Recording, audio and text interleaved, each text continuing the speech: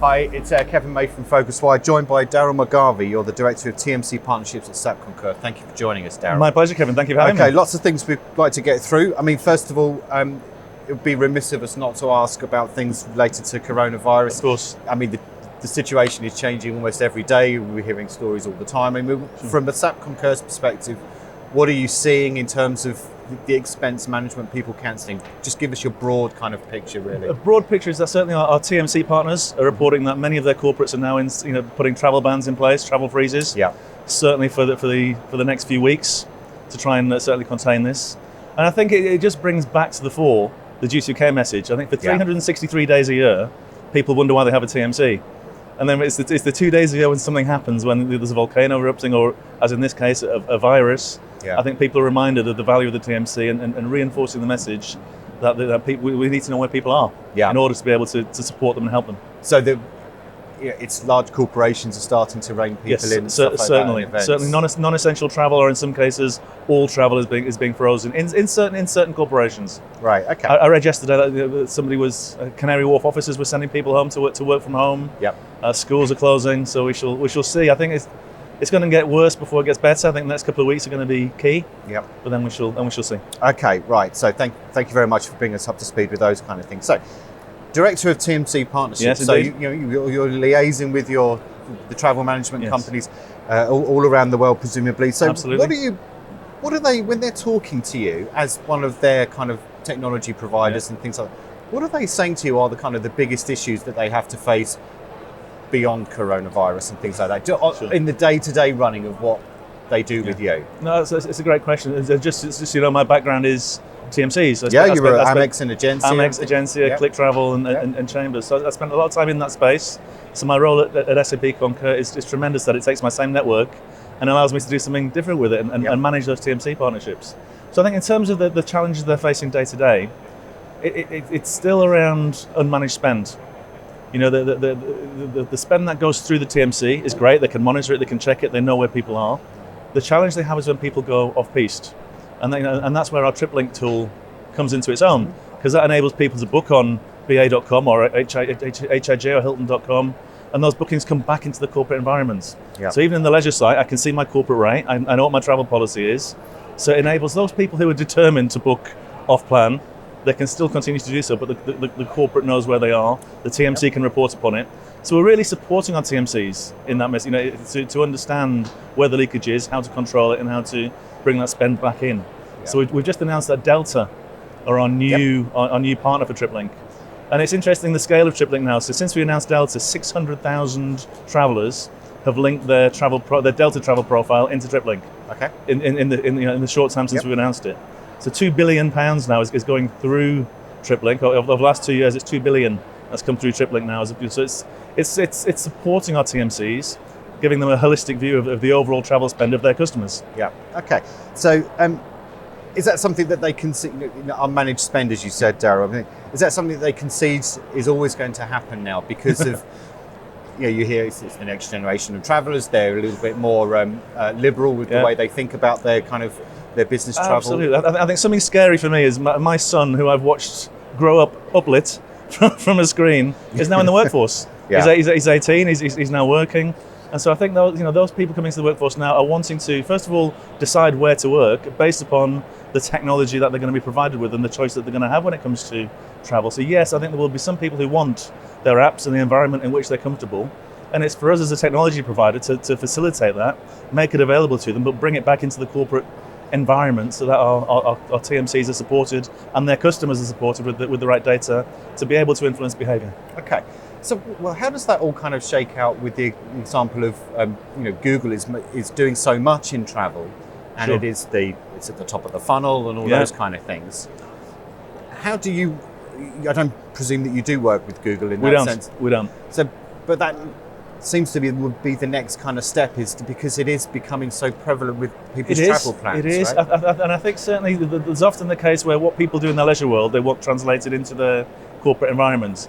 However, I think the challenge with Google is, that they have the ability to influence search results and how they're displayed, whereas we're agnostic. Yep.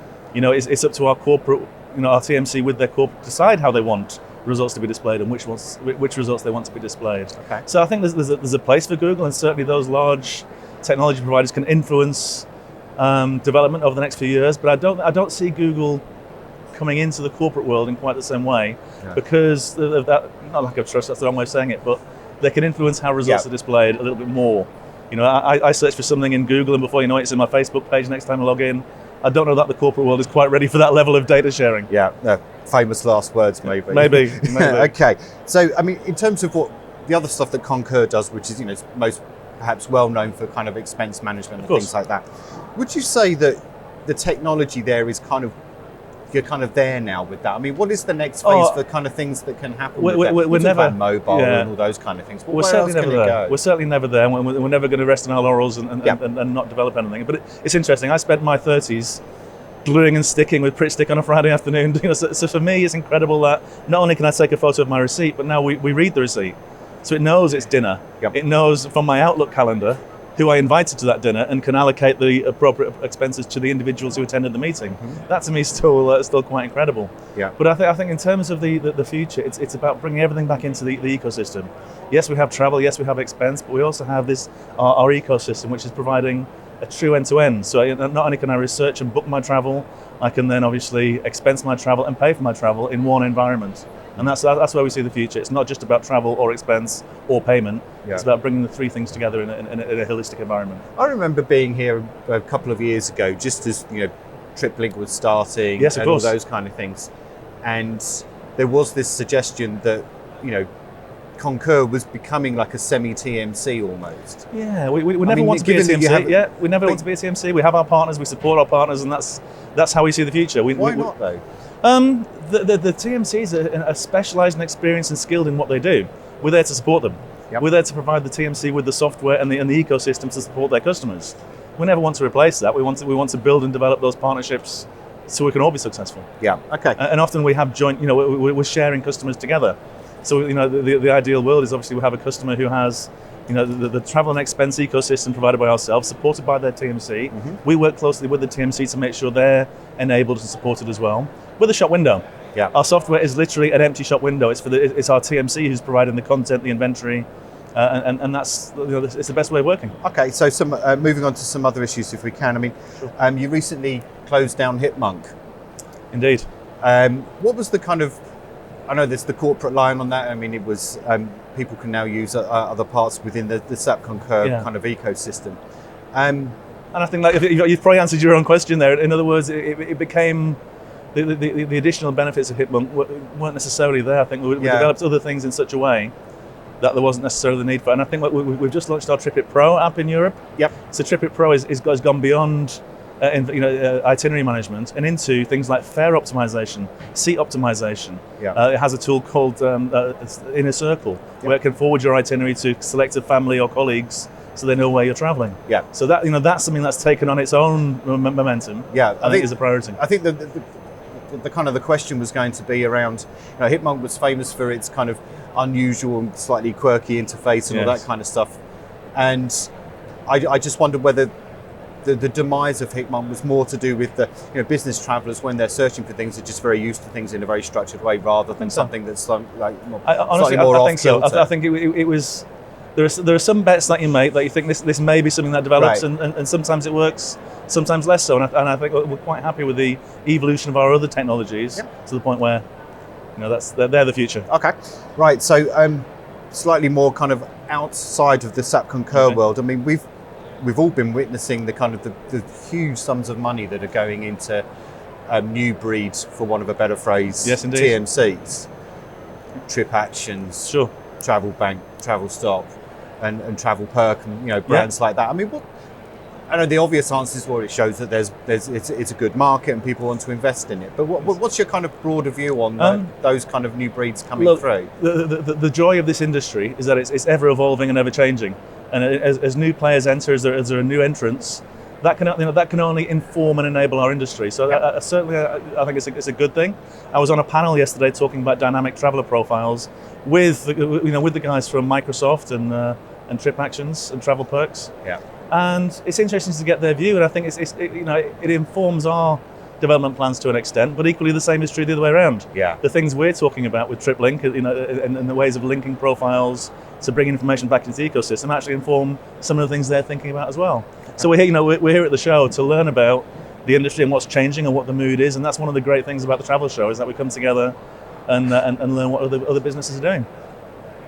But equally, I mean, more players means that there's an argument that someone, if someone starts doing well, someone loses out. I don't know that's the case. Is the business travel sector growing at a pace to support more players? I think it probably is, and you know what? I think the more controls that we need, the more we have.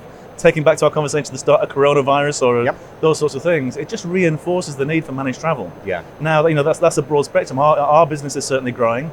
We see our partners growing and fulfilling more travel. So no, I think it's a space in which there's room for more players. I think it's exciting, and it can only help to further enhance our industry, albeit. There's a very broad church of customers out there. Yeah. So some of our TMCs we're supporting work in a very traditional way.